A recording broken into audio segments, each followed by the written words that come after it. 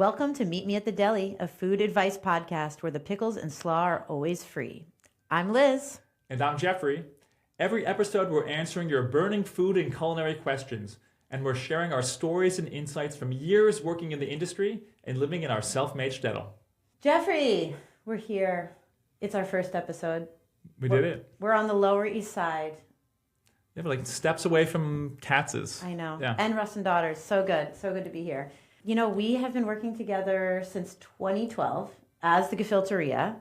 We have traveled the world. We've written our cookbook, the Gefilte Manifesto. We've fielded questions from people about Ashkenazi cooking, about deli, about gefilte fish, about all of it, you know? Yeah. Liz, I've got a quick question for you. Okay. It's not going to go unnoticed. You are wearing a shirt that says Slurper on it, and I do feel like it's catching my eye. You might know that I have a long-standing party that I throw, separate from what you and I do together, and this party is called Queer Soup Night, and it's been happening for 9 years across the country. Chefs come together, making soups. We raise money for amazing organizations. We're having these parties in bars, restaurants, whatever.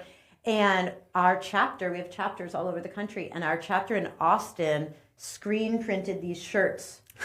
And here's what's incredible about these shirts. They made this. They were like, would it be cool if we make merch? And we were like, great. Like, please, somebody make merch. Like, we don't have time for that. So they went, and as only people outside of New York can do, they went and thrifted shirts. So they thrifted the shirts, and then they screen printed them with the Slurper logo on it. And it was a fundraiser. We're still selling them sometimes at our events, so check it out. But this is my favorite one. Some of them are a little more subtle, the Slurper shirts, because again, they're thrifted shirts. So, you know, there's like some like fun pattern shirts that have the Slurper logo sort of like dotted in, but this one is really bold, and I don't know, it felt right for a podcast. It felt like something the world should see. And of course, because we make soup, we slurp. There you go. Makes sense. Well, okay. Thank you for sharing that. Yes. So very quickly, I did want to tell you, last week, I came to the Lower East Side. I took my family to the Tenement Museum, my niece and nephews. Oh, you told me you were going to do that. And How'd it go? And I walked them around the streets of the Lower East Side. I took them to Pickle Guys. I took them to Kosar's, Bialys. I gave them sort of that Lower East Side tourism experience. Economy candy. My sister is a health nut. And the thing I was going to tell you is we actually started out by going to Elbow Bread.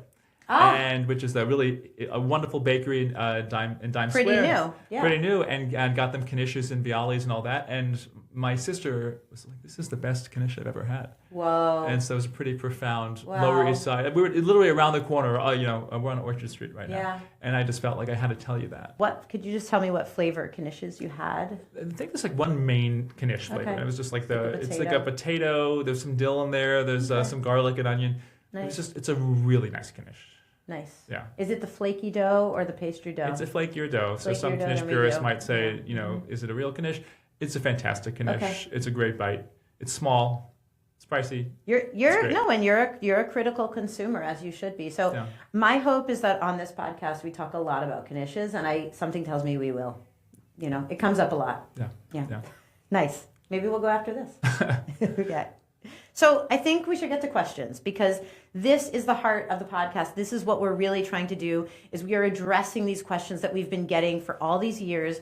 We have some newer questions and seasonal questions today. So I am very excited to dive into the questions, which is really the heart of this. So we're going to ask our producer, Felicia, to read the questions. I'm coming to NYC this spring, and I know a lot of the old delis have closed. What are your favorites that are still open? Where should I eat? From Steve in San Diego. We get this one a lot. So this is good. And we are Meet Me at the Deli, so it's good. This is good. Let's dive in. It's true. A lot of delis have closed. And this is a perpetual concern or anxiety. In fact, I would argue that we started the Gefilteria years ago when we started reading all these articles about the death of this cuisine. No the question. Second Avenue Deli, I remember it closed in, 2008 or so. I went to move back to New York, and I shed a tear, because that was my family's deli. Yeah. It luckily reopened. Now there's one on 1st and 3rd, so I always like to say they split the difference there. But yeah, so this is like a close to our heart deli. So yeah, Liz, we haven't talked about this specific question in a while. Like where would you send Steve? It's a good question. Okay, so you know that I grew up in Long Island, and the deli that I grew up eating in Lido Kosher Deli, still open and thriving. So for me, I would say, Steve, if you happen to be on Long Island with some family, check it out. That is an old school deli, still open, same family, absolutely thriving. And sometimes I always like to say that, like, sometimes it's really leave Manhattan and you will find things. We all know bagels and pizza are thriving outside of Manhattan and even outside of the 5 boroughs, let's admit it. So shout out to the 516 Lido Kosher Deli. However, you don't need to go there. You and I have a history of taking people to Second Avenue Deli. I will say that is a standard. For me, the thing I like about Second Avenue Deli is you are going to have the deli experience, the Jewish deli experience that is not dissimilar to what you might have had decades ago. So if you are wanting the sort of historically grounded, gruff server, need to know what you're ordering, delicious and kosher deli, I would go for Second Avenue. That would be my first stop if that's what you want. But there's other directions you could go in. I would contend that I think the wait stuff is quite nice at Second Avenue, and they are, but they're quick. They're but quick. They don't live up to that stereotype. Right. It's anymore. fair. It's fair. So I think it depends, and the reason I think this is a difficult question is a deli. It depends on what kind of deli experience you want to have. Do you want to go and have like this classic New York, experience that brings you back to the history? Katz's is Katz's for a reason. Katz's so good. Like, over 100 years old. Really the last deli of that era. It's now the oldest deli in the country. And hand slicing the pastrami. I tried taking my niece and nephews there just to kind of see Katz's, and there was a line around the block. Yeah. So very touristy, but hey, there's no better New York experience than a late night Katz's hot dog and a knish. Yeah. And the hot dog has a nice snap, I gotta say. Great. The pastrami's fantastic. You go there. Can I say that it'll be like the best deli experience overall? But it's a very particular kind of deli. And you go and you get these tickets when you walk in, and it feels great. Don't lose the ticket. That said, it is super touristy, and that cannot be what you want. And so for me, I love a local deli. I love Lido Kosher Deli. Yeah. One of my favorites when I get to go, I usually when I go to the beach, when I find myself deeper into Brooklyn, is I love the Mill Basin delicatessen in Mill Basin. It's not Brooklyn. It's Brooklyn. It's deep Brooklyn. Brooklyn. It is not a fancy deli. It's not a deli you're going to necessarily write home about. It's a deli that you're going to enjoy. You're going to feel like you're part of a neighborhood, and you're going to get honestly, they've got a nice lunch special, 2 hot dogs and a knish. It's a good affordable thing. But you can get a sandwich, get a bowl of matzo soup, get something there. But it feels. It feels like it's a deli that is serving the community where it sits. And that's something that I feel like you can't really say that about the behemoth that is Katz's. Yeah, I think that's fair. I mean, I think that is why Second Avenue kind of can strike a little bit of a balance. It's old school, but it you're not waiting online for 100 years for it. But that hand-sliced pastrami, That's good. It's tough. It's good. Yeah, and also I would say you brought up in Lido Kosher Deli, if he wants a kosher deli experience.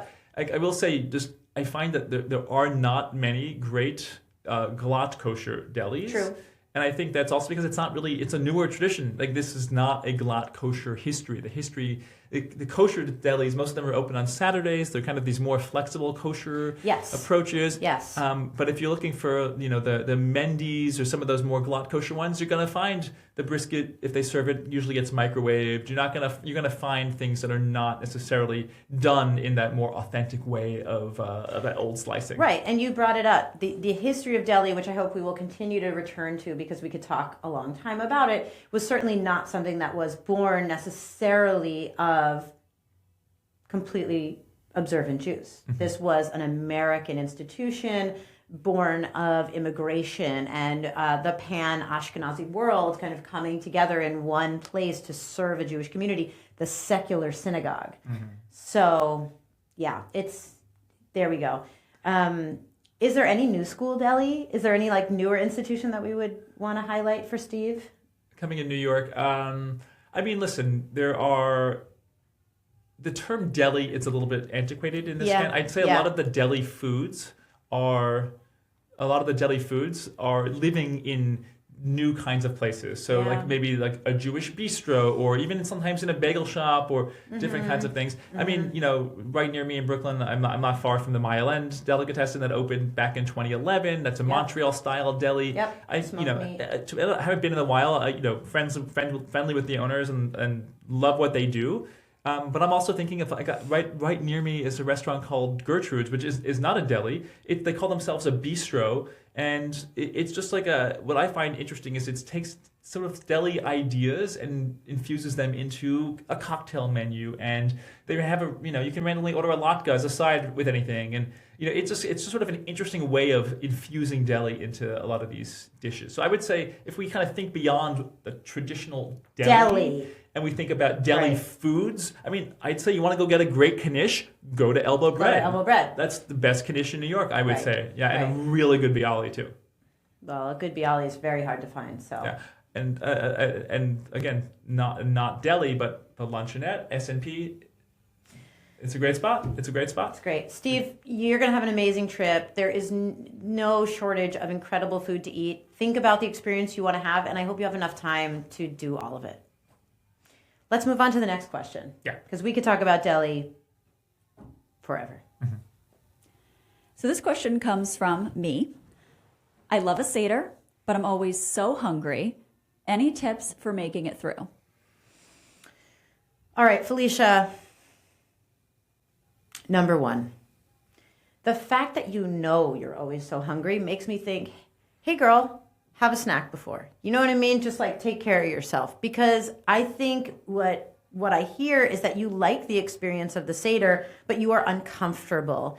And we need to just find a way to be comfortable if we want to continue to engage in activities that we do not completely control. So number one, hey, eat before. I know that this is the irony of the Passover Seder, is that people go crazy preparing food for Passover, and so you're like, oh my God, it's all about the meal. But it actually isn't just all about the meal if you are having an actual Seder experience that might be meaningful. So there's so much more going on than just, than the meal, right? You're having this whole Seder. So like,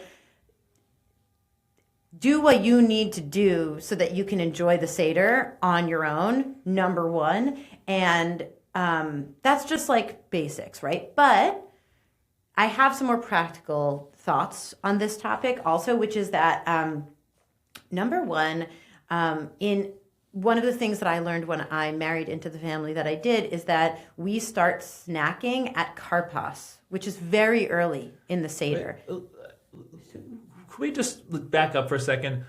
Like, for those who don't even know, like, why are people waiting to eat a Seder? What the hell is Karpas? Okay. Come on, Liz. You're right. Liz, No, you're right. I know. Well, I'm waiting for you for this, Jeff, I'm just, I got Felicia here. I'm talking to her with passion because I'm just like, why? I don't want her to be hungry. I don't want people to be hungry because you know what that's going to make you do? It's going to just make you angry. Hangry. Yeah. Well, listen. Don't be hangry. So I would say. But we can back up. Let's back up. Okay. I'm just having my own personal moment. You're right. What is even a Seder, right? Like, right. Liz, come on. Okay. You want to limit our audience here? All right. We have a lot of Jewish holidays in the calendar.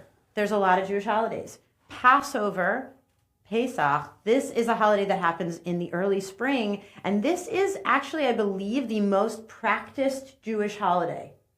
Because it doesn't involve a synagogue. It really centers around this ritual of a Seder that happens in the home, right? This is something you can do in your home. Many people who are not Jewish get invited to Seders. I hope that everyone is inviting their friends beyond their immediate circles to the Seders. There is this essence of hospitality, so bringing people into this ritual. But what is the ritual? Well, there's a whole order. Seder means order, a whole order of things you got to do, and that before you even, and part of the ritual is like eating the meal, but you have to get through this gauntlet. So, I mean, I would say I've been to a 10-minute Seder, literally dubbed a 10-minute Seder. Guess where I had it? Katz's. It was actually... You went to a Seder at Katz's? This I did not know this that. is really cool. I'll just... Thought I knew everything. A brief tangent here, but I'll say this was the New York Auto Show. It falls during Passover. And so a number of executives at, I think, Nissan and Toyota, they got together and they created the hottest ticket event at the auto show. It's harder to get into the Katz's Seder than any other event I'm not even kidding. I don't know how you've never told me about this Okay, before. and so I got invited. I got to go. You got a ticket. I got a golden ticket. You knew a guy? I actually do, and you know the person too. But I went there to write about it. So I got a little press ticket, and I got to go. And they printed out an official 10-minute Seder because half the 2/3 of the room were not Jewish. They were just there because this was the best place to hobnob. This was the hottest ticket, and then the Seder went by really quickly, and then you got to eat. So. That might not be the most traditional or halachic, official way. Jewish law, But Felicia, a 10-minute Seder, hey, and the joke was like they were promoting the new Nissan, I think, at that one, and it's like it's a really fast car. Let's do a fast Seder. Like it works, it writes itself. That is wild. But like you could do it, but it depends on how much you need to stick to tradition, right? I would say, for my family, you're not supposed to eat matzah, like eat these this flatbread. You're not supposed to eat that till the Seder. Right, but you can eat.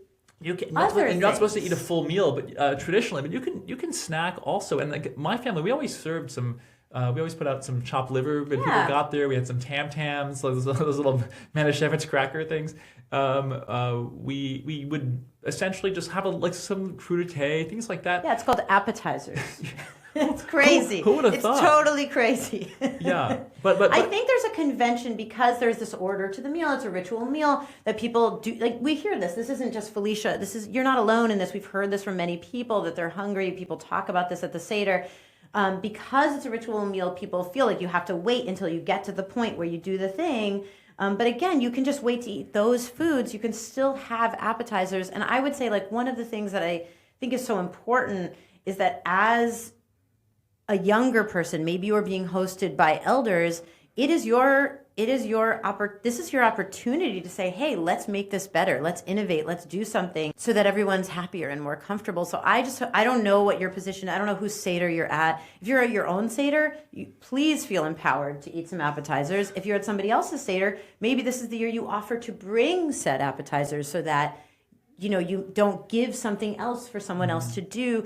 So much, I think, of hospitality is actually helping your host help you, right? When you are a guest, you can be a proactive guest and not feel like you have no say here and that you are trapped at your seat with your name card and no food for 2 hours. Yeah. Like you get in there, Felicia, get in there. Eat deviled eggs. Have some nosh on the table. We do crudité and dips during karpas. Think about it. But maybe you're not having matzah or soup. I think it's completely acceptable to have snacks on the table. So this next question comes from David in Stockholm. And Jeffrey, I think you may need to read this question. Okay, yeah, I will gladly read this. This one came directly to me, so I think it's a good one to read. Okay, so he writes, you may vaguely remember me from your visit to Limud in Stockholm some years ago. Limud, by the way, was just a learning conference. I was the pickle man's son from the Bronx who told you about the Bronx pickle wars of the late 1930s. Jeffrey, do you remember this guy? Yes or no, Jeffrey? I will say this was 2014, I think. So this is a while ago. I do not, but I'm everything about this I love. Okay. I have a small favor to ask. My son Mike, now in his early 40s with wife and 2 kids, recently purchased a property not far from where we reside that gave him a sizable lawn. Last fall, he gave us a homegrown Halloween pumpkin, and this fall, a jar of kosher dill pickles. They were lovely pickles that almost tasted like those made by his grandfather. The problem is that he cannot buy kosher dill pickle spices. What do Swedes know about kosher dill pickles? Do you know of any firm that sells packets of pickle spices that he could add to the salt water to give them that Jewish taste? If you know anyone who packages them in those small packets I've seen in some supermarket spice counters during our previous visits to the US, I will gladly send them a check to cover the purchase and postage. I would love to buy your Gefilteria, but they're probably too difficult to ship overseas. Thank you in advance. Your friend, David. David in Stockholm. My gosh, This is the kind of question we get, though. We get a lot of these. This is like the kind of question we get. There's a story and a question. Yeah. You know. There's so much to say here. A few things. I love that his son is making pickles right now. What a great thing to be doing.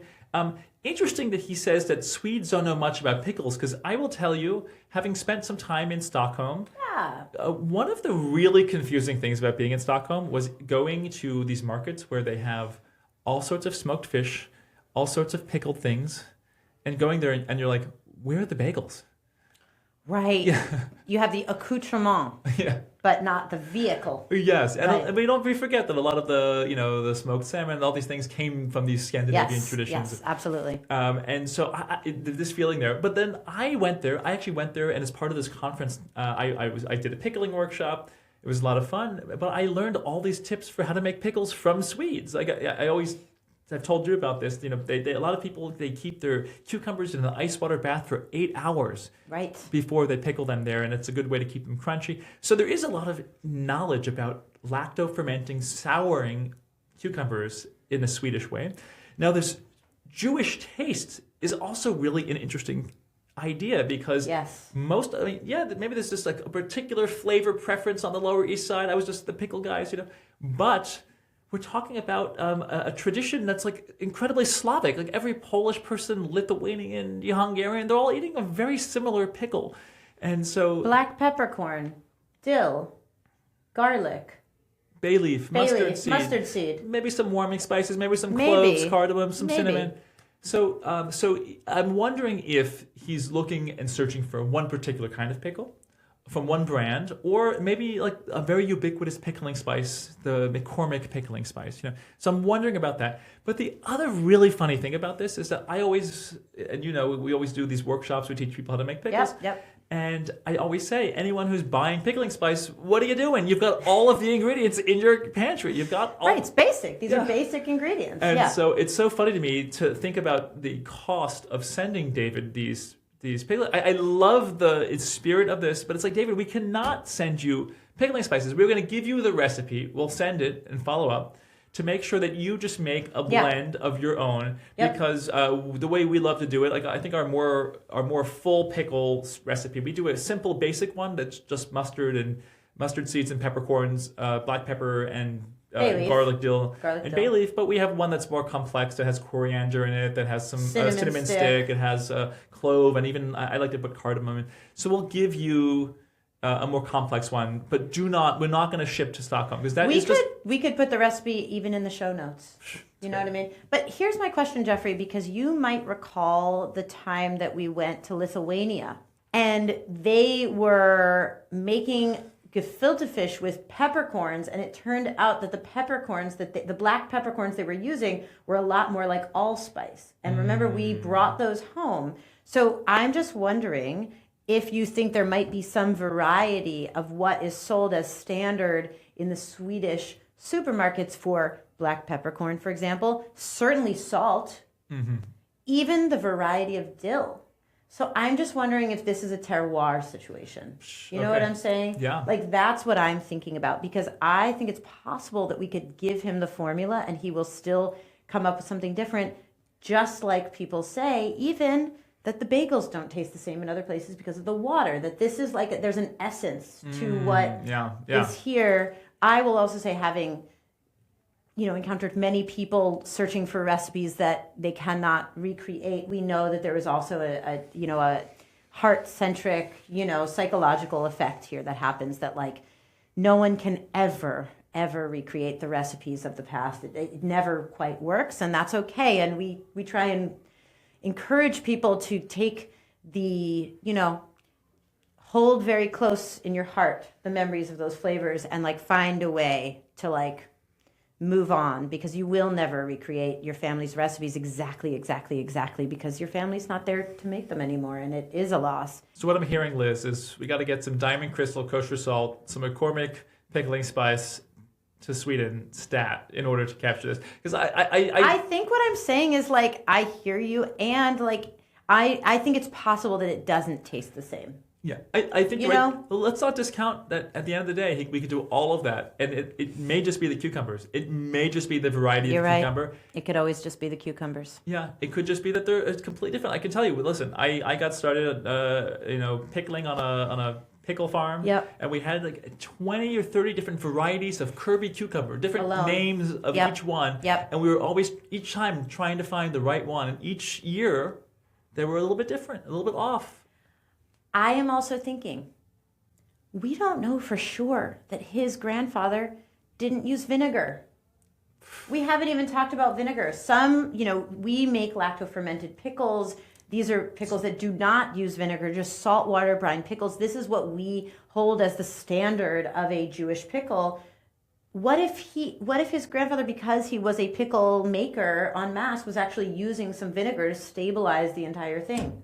Okay, this opens up a whole... We didn't even talk about that. I think that we don't know if pickling spice will be the solution. We raised a lot of good things. That said... Too many variables. If anyone is going to Stockholm... Let us know. Yeah, we've got a little package. Hook it up. Yeah. David, let's keep in touch. So it's that time. Liz, we made it. We're sliding into the vinyl seats at the deli, so each of us gets the chance to kvell or kvetch about a food we've been thinking about, or maybe share something that we're working on. Yeah, okay. Okay, wait. Let's set a timer for 5 minutes. We can go way too long on this. So we're going to ask Felicia, our producer, to set the timer. 5 minutes each. Yeah. Great. Okay. I don't even know if I need that much time, but you're right. We can go too long. Okay. Okay, we've got a timer set. I live in the section of Brooklyn where I have great access to Hasidic bakeries. Mm-hmm. So I brought you some cinnamon rogalach, which I know cinnamon is your go-to. So these are these delicious pastries. But maybe the plate is what I really want you to see. I'm thinking these look like a nice dry. Yeah, they're very rogalach. dry. I'm certain they were baked several days ago. Sip of water here. Yeah. It's not the pastry, but I did also want to bring you, and I brought one for each of us in case, we're hungry. Okay, well, I'm going to pass, everyone take a rogel. Here, let me pass her the plate. Felicia? Okay. Do you see now? Yeah, Do you okay. see? So I'm going to, this is a beautiful plate that says, Galicia. Galicia. Yeah, so, which for those who are curious, I'll just describe it here. This is a... you could even show it. I showed it a second ago, but this is like seems like a man and a woman around a hearth. Looks like a husband and wife. It's like a very homey plate with, there's very traditional, what looks like Eastern European dress here. Yeah, definitely not the Jewish kind, I would say. It's giving, not bad. Not bad. I know. It worked out. It's okay. Yeah. Whenever we do a talk about gefilte fish, right, all these people come up to us and say, is it sweet or is it savory? And the savory gefilte fish is often associated with the Litvaks, with people from Lithuania, right? The joyless, Lithuanian Jews in the old days were really associated with study, with incredible poverty. That was one of the poorest regions of the Jewish community in that region, in the larger Eastern Central European area. And Galicia, the Galicianers, often folks refer to themselves. Often the region of Galicia was an area that was in the Austro-Hungarian Empire, but you also had people who maybe weren't full Galicianers. They still liked a sweeter gefilte fish. And it was considered to be more joy in that history. Right, contemporary parts of Poland and Ukraine now. Yeah, but this is one of the things that we always hear about. And what's funny is I saw this plate and I was like, oh my gosh. So what's crazy is who manufactured this Galicia plate? Who bought it? Who brought it back? This is a tourist, teacup plate. It's you've never seen an ad on the subway to go visit Galicia. You know what I mean? That's just not something that you would ever see. So I was kind of fascinated by even the existence of such a plate that I found in New York City in a free box on the street. That's where I found it. It has gone through the dishwasher. But where did that plate come from? Very resourceful. Well, and I've been spending a lot of time, as you know, in Spain, and there's also a Galicia in Spain. Yes. But this clearly by the dress. This is definitely Eastern Europe. Very Eastern Europe. Yes. Yeah. Yes. So I got you a new plate. Well, I'm delighted. I also love the resourceful shtetl nature of taking something off the streets in the boxes. I feel like people who don't live in New York maybe don't appreciate what a gift the street is. You can just get so much good stuff on the street. Even in Manhattan, people don't put things on the street. It's a pretty... Brooklyn, maybe Queens, I don't know. Queens people tell us. But in Brooklyn, amazing free boxes. Really good stuff. Gorgeous stuff. I brought you something as well. Can't wait. So. Oh, it's in a cooler bag. What is this? Let's show the cooler bag. So as you know, we have a mutual friend who is writing a cookbook, and she asked me to include a recipe that I did at a dinner in the cookbook, and I was just really busy and overwhelmed, and I wasn't going to get to it. Originally, it was my grandmother's strudel recipe, and so I finally did. You got to it? I got to it. I wrote the recipe, it? and this recipe is for this. It's what I called incorrectly gildas, but it's a hilda. It's a Basque dish that I first experienced in Madrid. Okay. Pincho, where your uncles live. Where my uncles live. And this is usually made of an anchovy with guindilla pepper, and it's sometimes there's an olive or a pickle. It's made in different permutations. And I ate this dish, this hilda, in a vermuteria, drinking vermouth. And I ate this briny, salty, crunchy thing. And I just said, this tastes like a kiddush. This tastes like you've gone to Shabbat services and now you're going to have some fish and some whiskey. Yeah. So I told you about this. I think I even gave you a taste of different prototypes and versions. I was trying to figure out. I had a dream that I was going to make a herring hilda, a herring version of this dish. And it's just basically, and you can hold it up for those who are not looking, but this is essentially a skewer of, I made a pickled onion of schmaltz herring and homemade dill pickle. Oh, wow. And two things. One is I decided that I love a tipsy onion in French vermouth, even though you wouldn't think of that to go with these like shtetl Ashkenazi flavors. Schmaltz herring, I think I gave you a few herring varieties, but I leaned into the schmaltz herring because it's a fattier, creamy herring, and the one in oil, so it's got a nice creaminess.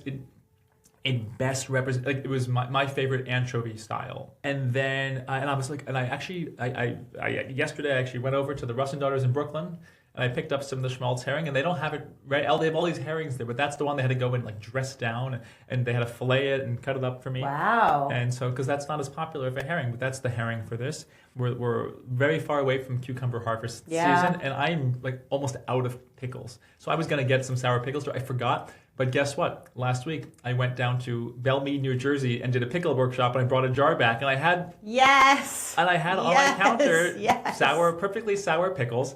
So I brought last week's pickle workshop is this week's. So I want you to smell this briny, salty thing. Wow. And so this is I took this to serve at the dinner in Philadelphia.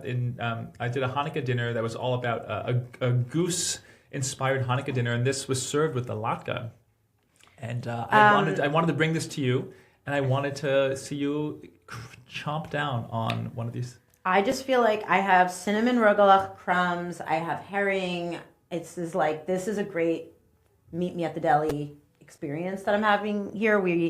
I did not know that you were going to do this, so I am delighted. And also, this is already just like so cute, and frankly, a great thing to eat at the Passover Seder before to keep you satisfied. Oh. Bringing it back, Felicia. Bringing it back. Okay, so should I eat it? Mm-hmm. Okay.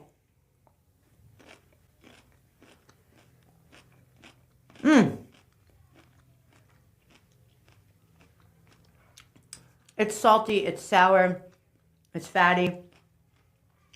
It's pungent. You getting any sweetness too? From the onion. Yeah. I would say, even if you were a herring hater, you would really like this. People don't think they like herring because they're not always eating it in a way that will contain it properly. It's a pungent flavor. Mm-hmm. And it's like you don't need to eat a whole anchovy either. You don't eat a whole sardine either. Like, you need to build it into something. I love this. I'm gonna eat more. I'm gonna eat all these. So I imagined, right? Oh, perfect to serve alongside a latke, have it on the side, and I was making the latkes, and then our friend who we did the dinner with, our chef Ari Miller, he said, "No, you put it on top." So we had a skewer sitting on top of the latke, on top of this.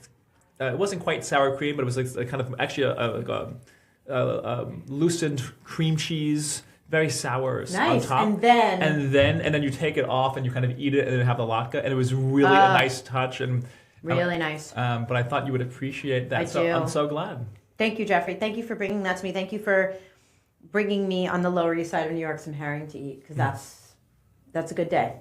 You know, I feel grateful. So we did it. We're right where we need to be. We're going to land this plane. Folks, thank you for joining us for Meet Me at the Deli. Please send emails to the Gefilteria Instagram or email podcast@gefilteria.com. There'll also be a form in this episode description because we want to hear your questions. We know you've got them, and trust me, we've got a backlog of so many questions to answer, but we want to hear from you. So please reach out to us via Instagram or our email, podcast@gefilteria.com. Fill out the form, get in your questions, and you might hear your question. This show was produced by Felicia Reich, who, it's true, is from Florida. Thank you to Heeb Media, an independent media nonprofit producing original web series, podcasts, and live events that showcase the best of today's subversive Jewish culture. Check out their membership if you want to support independent Jewish media now. Take our answers out into your life and bring us back the leftovers. This has been a podcast by Heeb Media.